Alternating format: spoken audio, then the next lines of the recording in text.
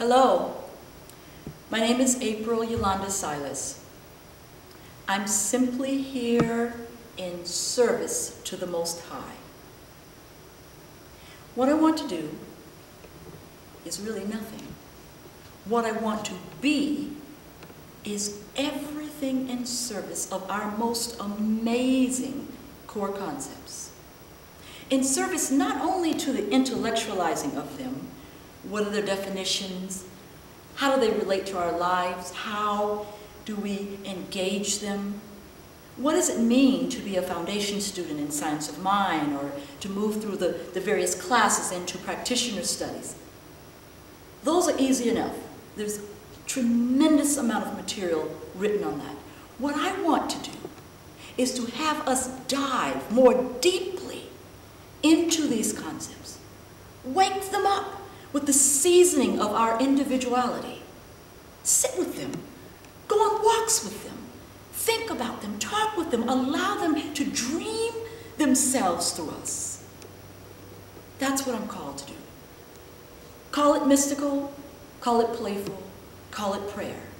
Call it out of vision is simply what I am. Now on that note, let's start with concept one. What is concept one? The thing itself, oneness. How many of us, even those of us who have had young children or interacted in any elementary stage of growing, everything seems to start on a number line. 1, 2, 3, 4, and on, as if 1 is the simplest and easiest of all that there is to know. When the truth is, the deep, spiritual, cosmic reality of all of life is that there's one presence, one reality, one principle, one life that flows through and as all. What does that mean?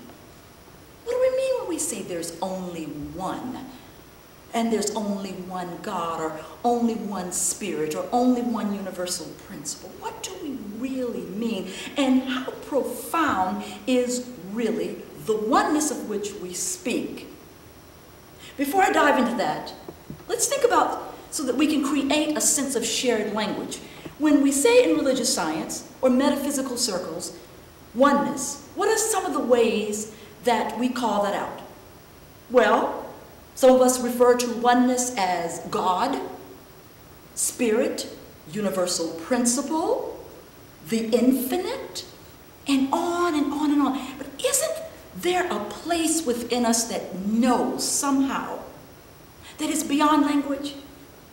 That it's languaged in the way or ways that it's familiar with the individual, the culture, the background, the family, the region, the country, the language of our familiar, and yet there's a resonance, regardless of how it is named or not, that seems to strike a chord of familiarity.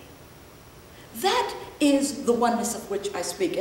I in no way am, nor does religious science say there is oneness and it must be called this. This is the first, middle, and last name, and it must be known in its way. It's a much more grandiose idea. So from this place of oneness, let's begin to explore. Shall we? When I sit with that there is one mind, be with me with this, if you will. One mind. I have a theory, and I'm going to ask us to test it together. Simply quiet as we're exploring this concept together. Allow yourself to simply say, there is only one mind. Whether you believe it, have empirical evidence of it, know what it means or not, just the words. There's only one mind. There is only one life. There's only one heart. There's only one experience. Varied aspects of it, but truly only one golden chord that reverberates at the core of us, true about us long before we take form. Now let's have some fun, because I'm all about fun. Let's have some fun together. Consider all the heart and the mind and the power and the love and all the generations of goodwill and well-being, all the prayers of intentionality that have ever been prayed in any language, any place on earth and beyond, whether it was called prayer, goodwill, intention, good luck, positive fortune, regardless of its language, all of the amassed energy of this truth, were to all come together right here in a giant circle that enveloped us. Now just be with it, just be with it. And now imagine all that life force, all of it circulating, fleshes itself as you and me. It would thereby prove its intelligence. So not only is it powerful and mightful and ever-present, it's intelligent. It has all purpose and all language within itself. This, my sisters and brothers, is the truth of our very being. Not only is there one life, as if there's something deeper than that, but this life is what we are. Literally what we are. Figuratively what we are. Now let's go into that a little bit. Because I can imagine there are those, I've certainly been there, that would say, wait. I am having a dark night of the soul. I just lost what I thought was mine. And all the promises that were made were broken. And if you knew my background, if you knew my childhood, if you knew what I just walked out of, or what I'm leaving this setting to walk into, you would know there is no way God, anything holy and of good purpose, could be all there is. There's no way. There's no possible way, because it's not my experience. I would then say, in love, I completely understand, and is it possible that even that experience is part of the one? You see, we're the ones that call life good or bad. Human beings, big, beautiful minds over time have decided preferences. I want that, I don't want that. Like that, don't like this. This is sin, this is good. We have divided ourselves in an attempt to fall prey to an illusion. We've passed that on throughout the generations, when the truth is, isn't there that within each being that nudges us, that taps us on the shoulder, that invites us to just be with this very interesting idea? No matter what we've gone through, experienced, suffered, encountered, somehow, we've made it through. Whatever through looks like. But somehow, at the end of the day, the tunnel yields to a light greater than that we could have imagined. Oneness simply says, there is a mind that understands that we were never left, never abandoned, that we were never truly separate from the true nature that we are. My great-grandmother used to say to me, April, there is so much you don't know. It's in you to know it. But you're a young child and you don't know it. Worlds could be made from what you don't know. right now. And what's sweet about this is that you don't know, and yet, and here comes the gem, because you don't know does not make it untrue, doesn't lessen its potency, doesn't change its reality, just literally makes it okay that you don't know at this stage. At some stage, someday, some maturity, you will know. And when you know, it wouldn't have been birthed the day before you learned it and thereby knew it. It would have been in existence long before you came to know it. Well, she planted that. And I'm going to ask us to season our souls with that idea. There is that we don't know. It's in us to know it. The capacity is ever present. It's been here. Because we don't know it, there is not the power within us to undo it and to erase it. Upon one moment, we shall come to know it, let's assume. And when we do, again, it was not untrue the day before, nor will it be truer when we know it. It will be the same truth that sits energetically with its arms open wide, without any judgment as to whether or not we engaged it, we learned it by virtue of a classroom, we grew up in its religiosity, or whether or not we embraced it as a spiritual belief system or philosophy. It does not come with demand. It simply is. What becomes even more exquisite about this oneness for me is, let's also assume, and let's be with this together, that we move through the trajectory of our lifetime and we don't know it. It's known within us, it's known around us, the capacity of it is ever present. We choose to live all of our moons and all of our suns without proclaiming, this is something that I know. It still is so.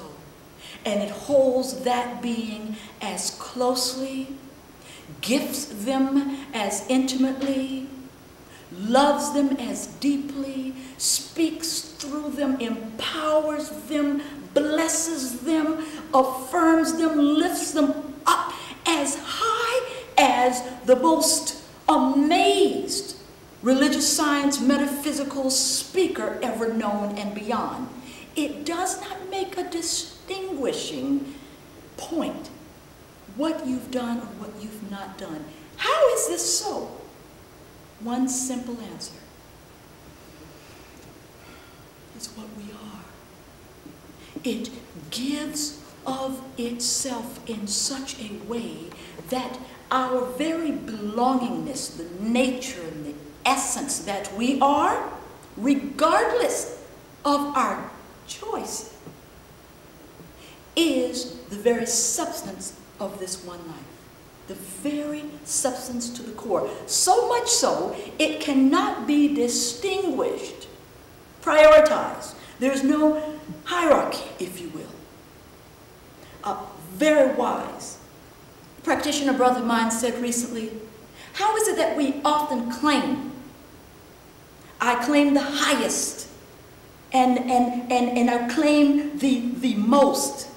It creates a comparison as if within the oneness there's one life and an aspect of it is better than another.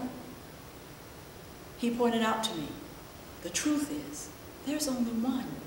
And in that one, the gorgeous nectar of peace and well-being gives of itself without distinction or comparison. It's full throttle gifting of itself as everything that we are. Well, what does it mean when we say we are? I've been in circles where there are Those of us pondering this and say, well, of course we mean sentient beings. Those of us who, quote unquote, have consciousness. Consciousness, to some degree, makes us the custodian of the universe. We're not better than anyone. It's just that we have greater responsibility because we have consciousness. The animals don't have consciousness. Some of the primates may, but of course the lizards don't. And the trees, well, they're one step beyond that. That's nice, you know, there's an aesthetic value to them, and there is that whole oxygen factor. They don't think. They don't cry. They don't fall in love. Or do they? Or do they? Again, ancient ones, I'm calling on a wisdom as we explore these concepts. Because we may not know does not make it so. Oneness teaches, infinite potential teaches and invites us to trust. The moment our minds say, well, that couldn't happen, it did. The moment we find ourselves saying, well, I have this and they don't, they do. We're all one. And whether the trees mourn the loss of a loved one, like a human being does, in no way, one way or the other, in response to that possibility, does it lessen our value and our relationship to each other's well-being and to each other's existence. Truth be known, we as human beings would not step one step. We would not speak one breath. We would not have one conversation or be present in body without the breath on the physical realm that the trees make possible. So whatever they're doing, is it not the richness of my essence to care as profoundly and to be in service to nature's well-being? We belong to each other. Again, the example being the varied aspects, the multiplicity of the one life, intricately connected, throbbing and knowing and weaving itself together, absolutely conscious of the well-being and the relationship it has with itself. There is only one. There's only one. Now, I really want to have some fun. We're just getting warmed up. Okay? So wherever you are, unless you're sleeveless, I want you to roll your sleeves up. Because we're going to have some fun. All right? How deep is one? Let's play with it. What does one really mean? Well, one life means one. You're kidding. No, I'm not. It means one, yes. What about when I'm hurting? Is it still one life? Yes. When I lose my job, is it still the divine life of the one spirit that's flowing through me with a power so immeasurable that as I center myself within it, that power surges through me like a redwood of infinite potential and absolutely outpictures as my life experience. Is that the truth of me? The day that I lose my job? Yes, it is.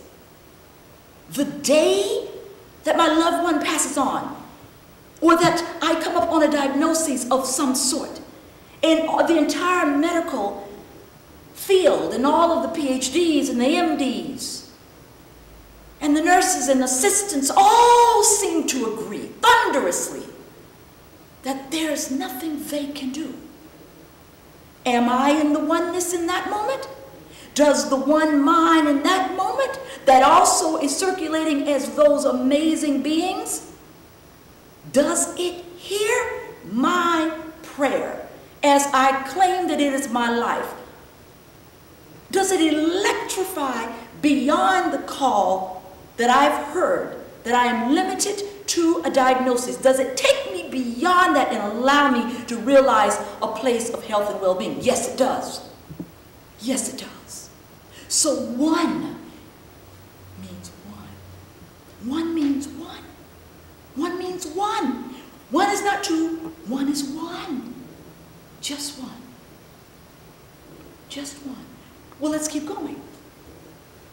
Well, if one is one, and we know, those of us in Science of Mind, Foundations class, and many of the practitioners, we learn to engage spiritual mind treatment. I want a parking space. I don't know about you, but I want a parking space, and I want that one. So I do my treatment. So I'm driving to the grocery store, and sure enough, 3 or 4 cars back out, I move in. Ah, treatment worked. How did it work? If one is one. One is one, that means it's just me. No, one. One is all. What do I mean by that? The one life is so pervasive, so ever-present, that somehow, by activating it within one's mind, we're connected to the cars that are backing out, making room for us to move in. We're connected to the job that we didn't realize was going to help us realize a dream of ours that we didn't dare imagine. So you leave one, there's room for another. You leave one of these, and you step right into another. It's amazing to consider that one is not only one, but one is all, seen and unseen. Remember the ancient story, whether we see it or not, it is so. So one is one is all. Oh, but is one only? Is one only? How many things are going on in our world today? Well, we say, yeah, it's a lot going on. I've heard myself say it at work. There's the politics, and then there's the dynamic in the room where, you know, those folks know each other. Those are the politicians. And of course, those are the policies we've got to follow. And then the board of directors, they have their agenda, and I got to make sure. So basically it's saying there are at least 5 or 6 powers surrounding me. And somehow I've got to navigate the powers to be able to walk through that and further an agenda or a mission or a call that's placed on my heart. Anyone ever had that experience? You want to do something, you start to think, okay, who's going to support it? Who's not? What am I going to have to do? What am I going to have to do to get that person to agree or that group to agree? Okay, I got to send this application, but now they're going to get others, so it's going to be a lot of applications. So I got to do something that separates mine and elevates me above, because there are a lot of powers out there. And I got to somehow align with the one that is the greatest. This is a different truth. This philosophy is giving us, and through the first concept, an opportunity to simply be with the idea. There's one power. Yes, different ideas? Absolutely. Different opinions, different perspectives? Absolutely. And one power. How might we access that power? If we break this down, and it's a very important element in the first concept, and a very important element in Science of Mind. If there were more than one life, there'd be more than one power. Because there's only one life, one power must flow. Because all life is connected, and the one power and the one life is realizing itself as all, seen and unseen, human being, sentient, unsentient, you name it. It is realizing itself. Because of that, it tells us something if we just continue to move down the rabbit hole just a little bit. And here's where it takes us. That power is the only power because the one is whole. What does that mean? Well, let's go back to the example. I'm in the board meeting, and I am espousing a theory because I am there to advocate for a group of people that have asked me to speak up on their behalf. So I come in with an idea. If I come into that meeting and I think, oh, there's a lot of power in here, it's a lot of different powers, and they're all moving in different directions, and I've got to vibe the right one, I've got to ride that wave in a way and kind of lobby behind the scenes in a way that's going to bring about the outcome that is best for the constituency that I'm working for, okay? We can all relate with this, whether it's in a family. Children do it all the time. Oh my God. One parent will give me this answer. Another parent will give me that answer. The neighbor, the teacher will give me a different answer. My sibling, my best friend will give me a different answer. So we go to the various places, the various power bases that are going to give us what we think will be the response to what we want. The power, consider with me, is whole. How do we know that? It cannot be divided. How do we know that? You ever tried to engage something like this, a situation that you felt that had a lot of different avenues, it could be a lot of different outcomes? You do your very best. Everything on its face looks as if that's it. That's exactly the outcome. I got the votes I needed. The right people said yes. Excellent. And then the outcome, although on its face it looks wonderful, was not quite what you were looking for. Or the opposite. You didn't get the votes. It didn't go well. I knew those powers were at play. So the outcome, and you think, that's not what I wanted. But it turns out that outcome was precisely the healing measure of the moment. We couldn't dream that big. Again, whether we see it or not, the power is at play. So this is where the trust comes in. Beloveds, I want to have us spend a minute or so with a spiritual practice. We have heard, I'm sure, and if not, we will hear, loving teachers say to us, just be with it. Just be with it. I'm going to invite us to actually explore these concepts by really being with them, with intentionality and consciousness, without, from our beautiful brains and heads and intellects, attempting to understand or memorize. That instead, we open our hearts, quiet ourselves, just literally, like hitting pause on all the places that say, well, I'm not sure about that, and what proof do you have? Just pause for a moment and be with it. Be with it. Be with it. Upon what ground does oneness speak itself through the spiritual practice of simply being with something? I'm going to say two aspects of how being with the concept, being with a grand idea, can change one's life and allow us to practice that as we explore other concepts. One, spirit, remember, all intelligence is present within the oneness. That includes its ability to reflect upon itself, which means, and again, just be with this. Just be with it. There is an ability to reflect upon itself because it has no beginning. There is no cause that comes before God. Everything that is whole, every quality, prosperity and peace, divine order, divine rightness, unconditional love, all sits within well-being, all sits within the wholeness of this one. It is its own cause. A cause in order, which is the second point, in order to be creative, meaning set in motion other causes to cause something. You know, who caused that? Spirit caused it. In order to do that, something, some entity would need to be able to reflect upon itself, see itself, create out of itself what it is. And that is precisely what the one has done. It is created out of its own image, its own likeness. Who and what and where and when and how it is as you.